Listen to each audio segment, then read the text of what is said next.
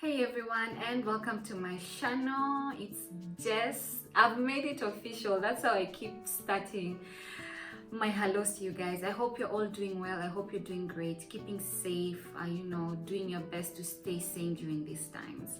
Now, I have tried to be sane by, bringing up more content to do with endometriosis, but it's not been easy because, truth be told, I have fought this journey for a while in silence, came about to talk about it, went quiet about it, and then here I am trying to talk about it again. So it's been a tad difficult for me, but you know what? Here we are, we're gonna do this. So last time I talked about, bringing you definitions to do with endometriosis, adenomyosis, and fibroids, anything to do with what I mentioned last time. But then I thought, you know what? Those are definitions that you can find them very easily on Google. So let me stick to what I had prepared from the beginning, which was talking about my journey, right? Now, today I'm going to talk about some of the symptoms that I have that I've developed over time and what I do in order to kind of just have some sanity within myself, things that I take, that I use, that just make it a bit more, take the weight off, So, yes, in my 20s, now I'm in my late 20s. Guy kuzeka, 30 is like this on my boy, anyway, aging like fine wine. Well, anyway, so yes, currently I am going through a new symptom which I'm not really liking, and that's what making me take a lot of ulcer medication. Anytime before my periods, I get very intense ulcer pain that kind of, it comes in two phases. I get really bloated, then there's that Kiswahili inaitwa kiungulia. I don't know what to call it in English, but then that happens and then this pain here starts. And truth be told, 2 days to my period start. So I don't know where that is coming from. Currently, I have had it through my periods as they are on right now, and it's not enjoyable because my tummy is swollen. I'm having a problem with any kind of digestion.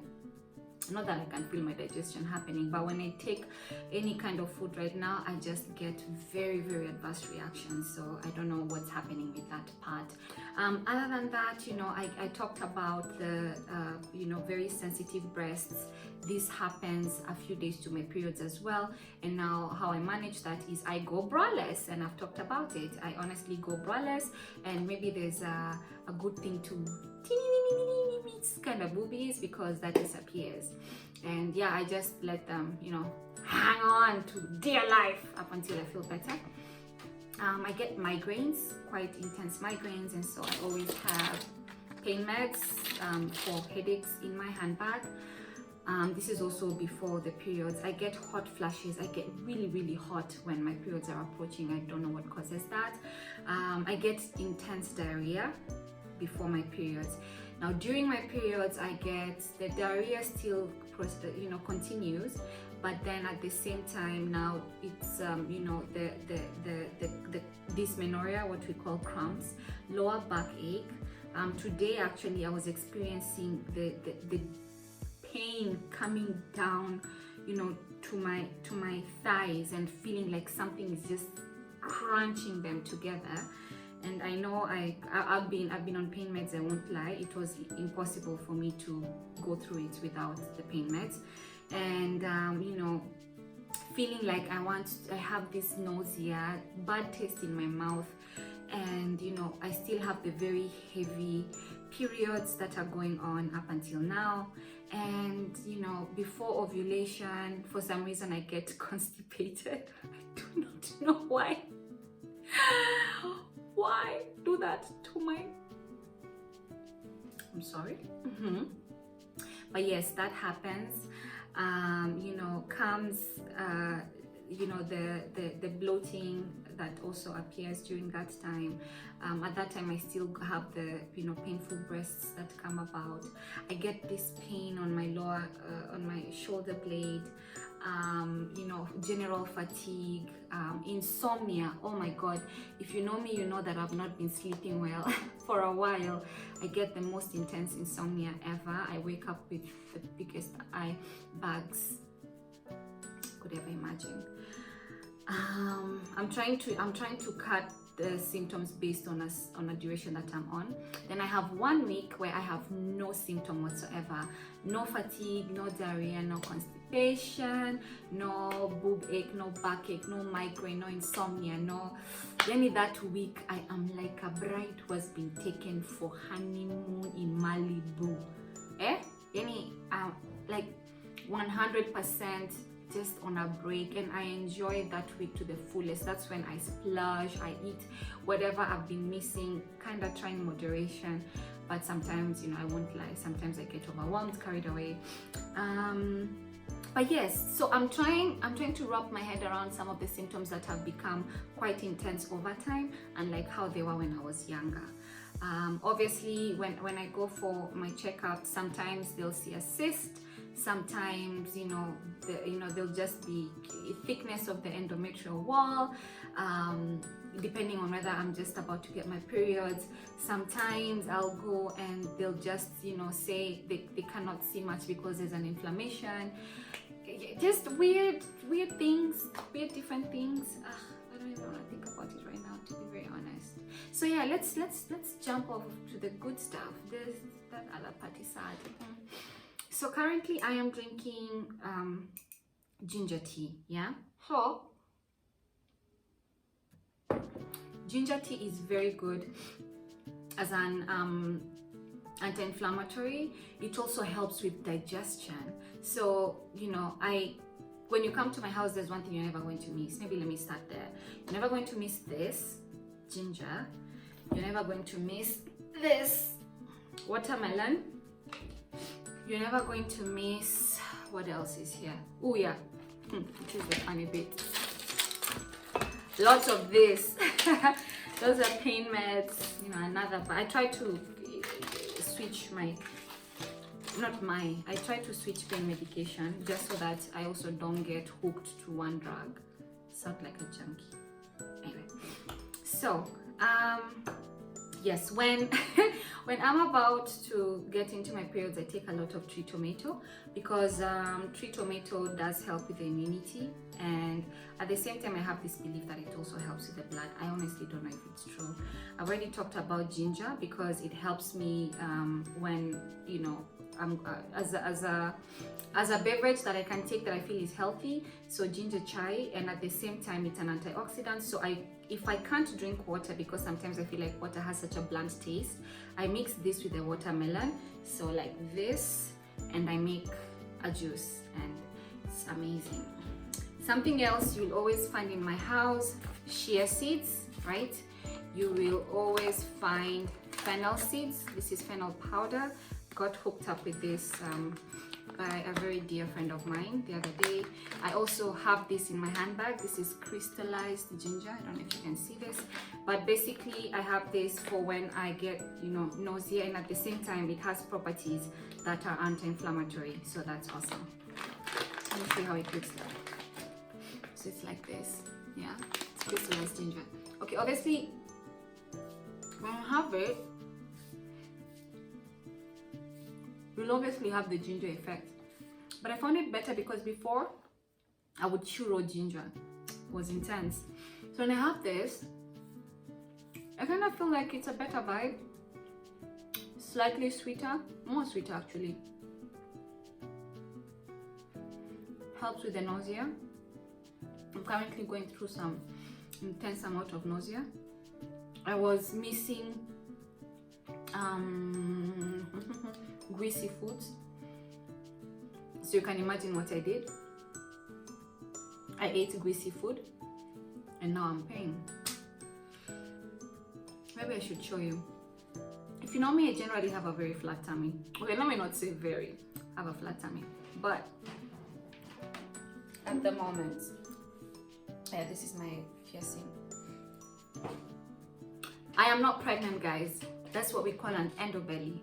It goes down on its own, but it also comes up on its own, depending on what you do to yourself. So I have not been very disciplined these last couple of days. I've been very stressed. Stress is the worst form of thing that you can have going on with you, but it's also hard not to have stress, so how you manage it is also very important. I also take vitamin C, you know. I have this on a regular, and I don't do sugar. I take honey, but at the same time very little. I think I've mentioned most of the basics. The rest are in the kitchen. I couldn't carry everything here. What I'm trying to show you really is when you have endometriosis, when you get diagnosed with endometriosis, you start by wondering, what do I do? And the first thing I would be honest about is to watch over this and this. Okay, I'm sorry. But this is very important. Now this is to the point of knowing that it's not the end of the world. There's so many myths around endometriosis. You know, you can't have a baby, you'll have to experience painful sex. Heck, what? Okay, my bad. You know, you'll always have pain, you'll always have this. Let me tell you, honey, you can be pain-free, you know. You can find natural methods that can help you, and depending on what level of endo you're on, they can actually help you. Remember that people who have endometriosis and they do not feel any pain. The people who have endometriosis and they go through the worst of pain. The people who have endometriosis, yes, and they cannot conceive. They're different levels. So when the doctor tells you that, you know what, we did a laparoscopy, we've done this procedure, and you know you have endometriosis, do not panic. Start by telling yourself it is well. Then ask your doctor, what are the next steps? For me, unfortunately, I was younger, so I was jumping to everything. I got onto different hormonal medications from the likes of microgynon. After that, I went to, you know, a cycle of, I don't know, eating healthy, crazy eating healthy. Nikajifungia! Higher. Now I'm on a different zone, right? So I think I already mentioned in the last episode that I cut off liquor and I drink wine. Wine is also not good for you, but I'm jumping ahead of myself. I'm coming back to that. So endometriosis, you know, what makes endometriosis worse is a hormone that causes inflammation. Inflammation causes pain, and that helps in the progress of endometriosis in the system in terms of the pain that you're going to be feeling. So you have to regulate that stuff, okay? And you regulate it by proper intake of what you take. You have to avoid things such as trans fats. You have to avoid things such as red meat, or regulate the consumption. You have to avoid gluten as much as possible. Personally, I have to avoid dairy because it gives me diarrhea. But it's different for everybody. Sorry, I wrote some of this down. Soy, because it kind of makes, you know, you just skyrockets your estrogen levels at times, and that's about it. Actually, I mentioned everything. And processed foods, yes, it's good to avoid processed foods. So if you're a dear friend of mine, there's one thing you must have noticed. My house has always has vegetables, specifically spinach and broccoli. I mean, something like spinach has iron, which is, you know, good. Sorry, I'm shaking the table. You know, broccolis are healthy, so my meals will never lack vegetables. My house will never lack fruits. I always have this. I have bananas, I have watermelon. Fiber is very important for your system. So, you know, things like this, things like, you know, fennel seeds, things that aid with digestion are really important to have. Supplementing those, you know, unhealthy food habits with healthy food habits. For me, what has really helped me, to be very honest, is eating boiled food. So the food I have in my house is mostly boiled, and if it's not, you'll find that maybe it's like, you know, I probably grill it in the oven, or at times I'll miss some deep fried fish, or, you know, some homemade fries, and then, you know, I'll splurge at that time, but then I shall pay. So yes, generally the right things that you feed yourself here and here are what help you in this fight and managing your symptoms. I think because I also do not want to make the episodes too long and making it tedious for you guys, I'm probably going to leave this conversation to the things that I partake. Probably I can mention some of the foods that I take that are boiled.